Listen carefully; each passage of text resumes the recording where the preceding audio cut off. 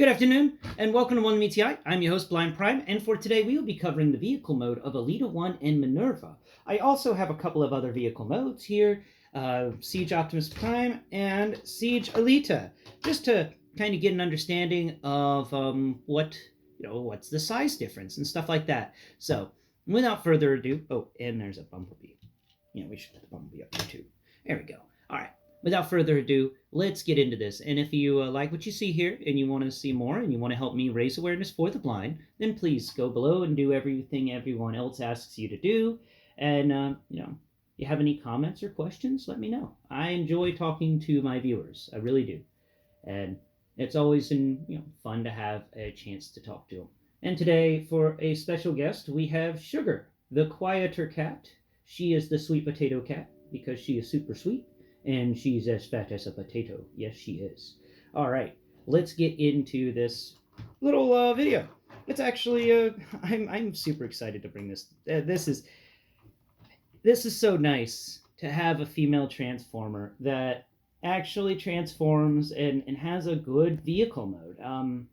The Alita-1 from Siege had a decent vehicle mode, but it was just a shell over top of a folded up robot, and that really kind of sucked.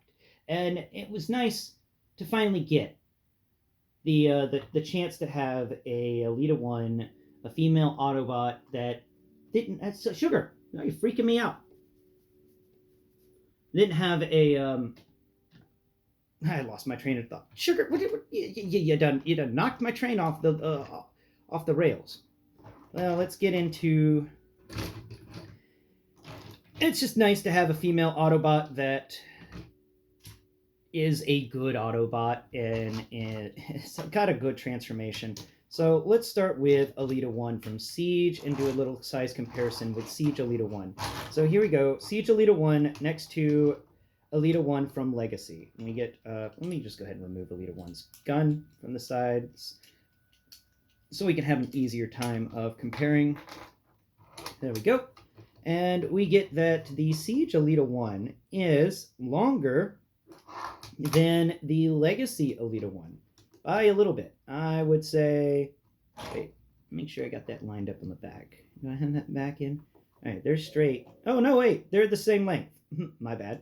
They're the same length. Isn't that neat? I'm going to go ahead and put Minerva next to it. Yeah. Yeah, that's weird how they're all the same length. I wasn't expecting that, honestly. So let's go ahead and replace Alita-1 with the Bumblebee. Siege Alita-1, of course. With the Earthrise Bumblebee. And we get that Earthrise Bumblebee is just slightly shorter in his vehicle mode, but not by much. I'd give it one Lego stud worth of length in the shortness scale. I'm just going to put the Earthrise Bumblebee over there. Bring out the handy-dandy Lego pad. And let's take a look at the Lego pad and what the Lego pad has to say about this. Their length. So let's get that Lego pad out, and there we go. So lengthwise, this is 11, 12, 13 studs in length. Widthwise, is it following the traditional 8 studs long? It is, 8 studs wide, it is indeed, meaning that these also can work on Lego roads. And if you're wondering about that, check out my video I did on the Lego road plates and how you can use those for your Transformers dioramas. I don't know where the video's at, but I'll try and put it in the description below, or at least a pinned comment, because I highly suggest anyone building a Transformers diorama of like a modern cityscape or something, or even just another type of cityscape. Those Lego road plates are where it's at. They're highly customizable, and of course, you can paint them whatever you want. You can mess with them however you wish. They're your Lego pads, so. I just wanted to bring that back up and remind you out there that such a thing exists for roads, and it's perfect for Transformers. It freaks me out how perfect it is for Transformers. All right, next things we got to talk about. Let's talk about the size comparison here with Optimus Prime. Now we got Optimus Prime from Siege. Now Siege Optimus, and we're going to put bumper to bumper in such a way, and Alita-1 goes all the way up to where the cab starts on Optimus. She is the length of his rear area. There we go. Yeah. He can actually just kind of carry her on his back. There we go. Yeah. Alita-1 had too much to drink, and Optimus Prime's going to carry her home. That's pretty fun. That's a nice little comparison. And the Optimus Prime from Siege is just simply amazing. I still love that guy. And there's still Optimus Primes from Siege that you can find at a decent price if you still don't have one. And I do highly recommend it. Now, what else can we talk about with this little vehicle mode? First off, it's got 1, 2, 3, and 4 Siege ports on it. 5 and 6 and 7 and 8 if you count the rear ends. That let's see. I got my little bucket of blast effects over here. Get out of the way. Cobra Bat. All right. Now we move over here. Get the bucket out. Take the lid off. Let's just reach in here. Oh, that's where his shield went. It's in here.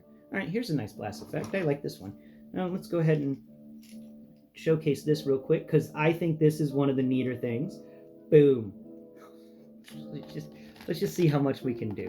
All right. So we've got these long strand ones, and we've got, do we have another fun one? Do we have another fun one? Come on. I know we got another one in there. Aha. All right. So, we're going to put the little jet on the top. There we go. Little jet piece. And then we're going to put the bigger ones, the long laser feet pieces on the underside to symbolize speed. Can we do this? Oh, come on, stay in. Yeah, so some of these blast effects don't like plugging in, but I think it's going to look awesome. So, got that one there, and then we're going to get this one here. I just think this is so cool. Oh, that one fell off, but oh well. Where did it go? Oh, well, there's that blast effect. Oh, cool. I found at least one of them fell off, but I didn't find the other one. Oh, here it is. Cool. Now let's see if I can find another one that matches it. Let's see. No, that's another one of those cool laser effects, though. How many of these laser effects do I have? Huh. Let's see. Well, that's a neat effect, but I think that's going to work. If we had another laser effect, we do have another laser effect. Perfect. Okay, we're going to put that one back. We're going to put that one back. And now we're going to use these two laser effects, which I still, where in the world did these come from? I know two came from Jetfire. Now, put one there. And put one there. Oh, yeah. This is Alita-1 for sure. Look at how fast she's going. That's a speedy girl. That's a speedy girl right there. I just think it's so cool. You can put all those blast effects on her and make her into a very, very speed racer. Let's go ahead and remove them and finish talking about stuff. There's not much more to talk about with her. It's an excellent vehicle. I do love it. I like these big wheels. I didn't think I would, but you know what? They've grown on me. They work for this vehicle. They're perfect for this vehicle. And it makes sense. In the show, Alita-1 and her little group of female Autobots were running around hiding from Shockwave on Cybertron for millennia. They've been doing that. Guerrilla fighting for millennia. And this is the perfect vehicle for moving. You don't want to... It's armored, so you can take some hits. It's also speedy, so you can get from one hidey hole to another without, Shockwave coming across you. It's a perfect little Cybertronian buggy. That's armored little buggy. It's perfect for what they were doing, and that was surviving the unsurvivable. And they did it. So give up to them. That's some girl power, that's for sure. Now, finally, let's do a little comparison here. I'm going to put Bumblebee back. I'm just going to do a little look-see. So, Siege Alita-1 has no Siege ports. No Siege ports at all. For a Siege figure, there's no Siege ports. So, this is already terrible. And its vehicle mode is... It looks cool, but with how everything has to fold in there, it doesn't work right. Like, on the underside, it's just her folded in. And if you don't get that fold right, then these wheels just don't spin right. They drag her thighs on the ground. You don't want that. Actually, no, that's her lower legs. That's her feet. She just drags her feet on the ground. She's a foot dragger. You try and get her to go fast, and she's still dragging her feet. Just dragging her feet around. I think it was a cool vehicle. I just didn't like the fact it was a convertible. I don't know why This was another thing I appreciated about Minerva and Alita-1. It's not a convertible. It's not a convertible. I am done with convertibles for female cars. Why do the female Autobots need to be convertibles? Somebody who's just totally dumb in the head was like, girls like convertibles, so all the girl cars must be convertibles, and girls like fast race motorcycles, so the other girls must be motorcycles because girls are like that, right? I don't know. I haven't been around a girl in forever. That's just my imagining on the designers for the Transformers right there. Just, it's a girl, right? It needs a convertible because women like convertibles. It's just like, wow. When, in my belief structure, women are just as good as men at just about everything, and men are just as good as women at just about everything. There's a few things that don't overlap, but honestly, I'm not going to get into the minutiae of it. But for the majority of the time, 99% of the time, women and men are equals. And having a convertible just didn't make sense. And I was tired of it. And I'm glad that they finally were like, well, wait.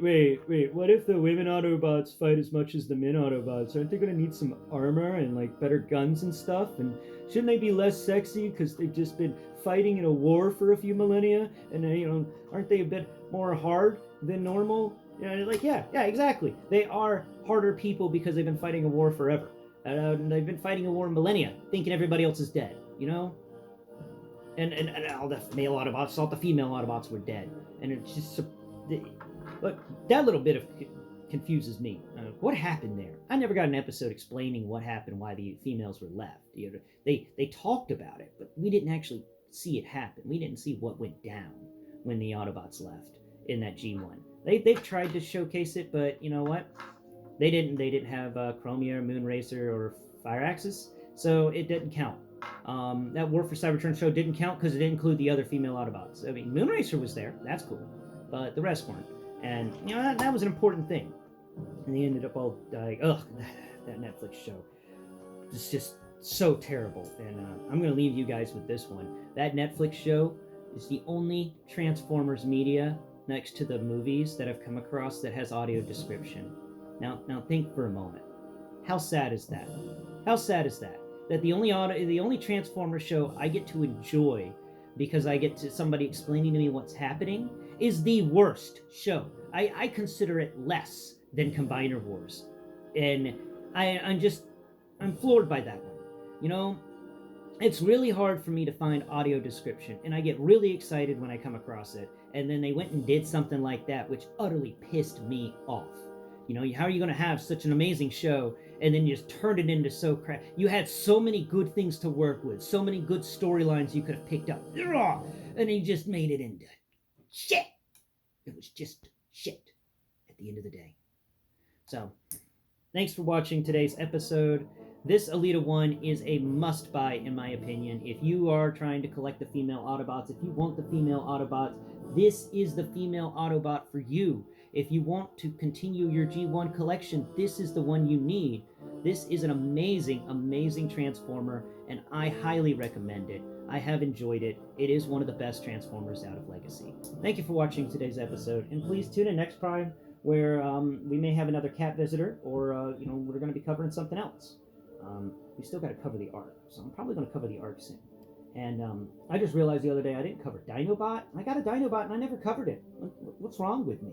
So I'm going to have to cover that and the arc and a couple of other things. I'm expecting a Tarn by sometime this month, and I really hope I do get a Tarn, because Tarn just sounds awesome. I've never seen Tarn. I never read the comics before, and so I lost my vision, and I don't know what Tarn looks like. So I'm excited to finally get a chance to feel what Tarn looks like. That is cool. That's going to be fun, and I can't wait to bring that to you. Maybe I'll do a box opening so that you get my first impressions on Tarn. But I've talked to you long enough and rabbled on.